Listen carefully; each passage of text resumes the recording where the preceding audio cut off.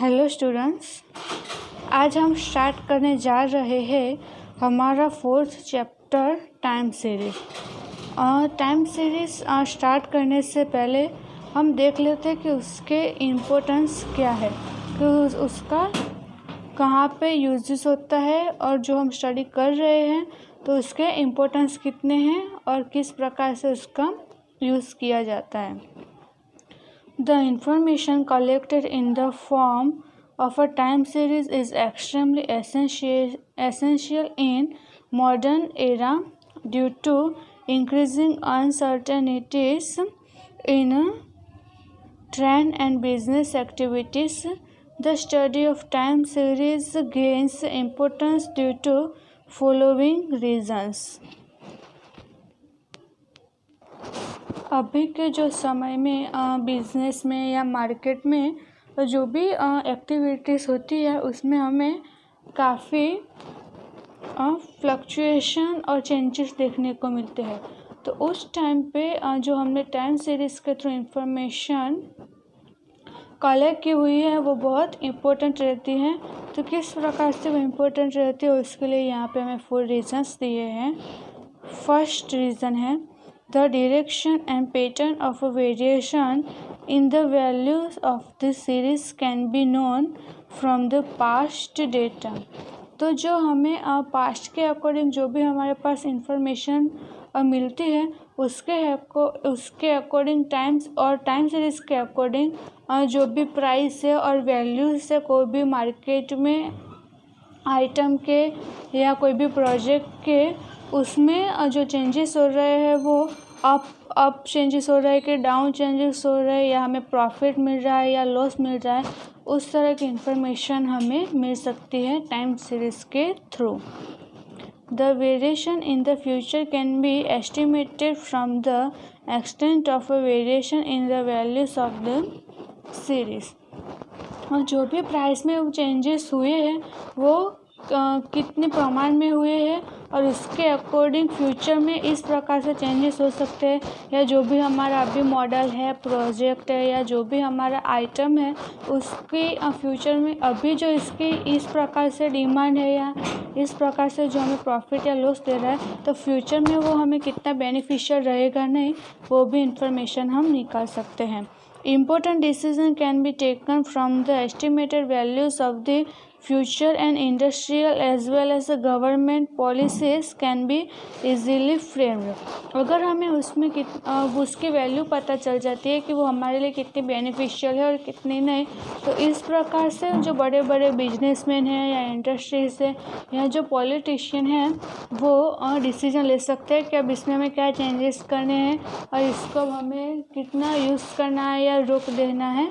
इस प्रकार से टाइम सीरीज़ का इम्पोर्टेंट रह जाता है।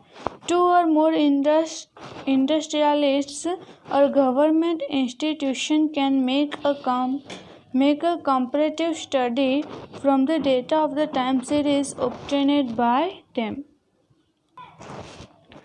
और 2 या 2 से ज़्यादा अगर कोई कंपनी है या गवर्नमेंट इंस्टीट्यूट्स हैं तो वो जो भी यहाँ पे इंफॉर्मेशन हमें मिलती है उसके अकॉर्डिंग वो कंपैरिजन करके भी डेटा निकाल सकते हैं और उसमें चेंजेस कर सकते हैं और इनोवेशन या इम्प्रूवमेंट ला सकते हैं। Time series the statistical data collected at a specific intervals of a time and arranged in a chronological order is called the time series। तो what is the time series? हम कोई data information collect करते हैं कोई भी specific time के लिए, for example 10 year, 15 year, 5 year, और उनको क्रोनोलॉजिकल फॉर्म में अरेंज किया होता है और उसके थ्रू हम जो भी इंफॉर्मेशन निकालते हैं तो इस प्रकार से डेटा या सीक्वेंस क्या कहलाएगा, time series. Definition of time series.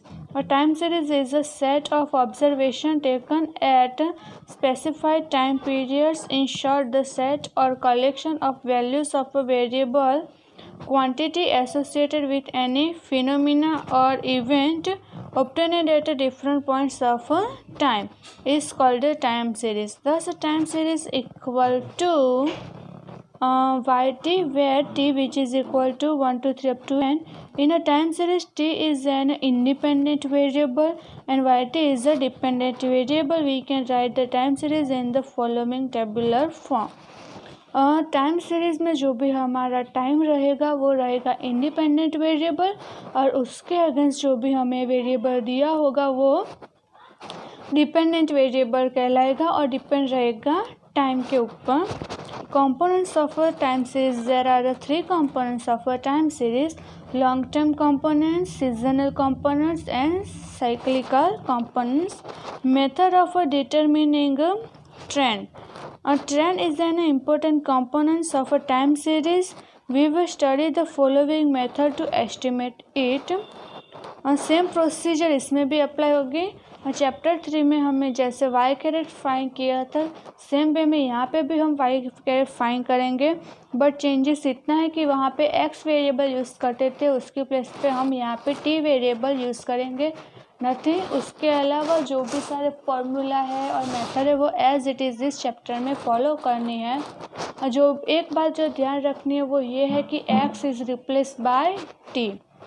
And there are three methods. First one graphical, second one least square, and third one is moving average method.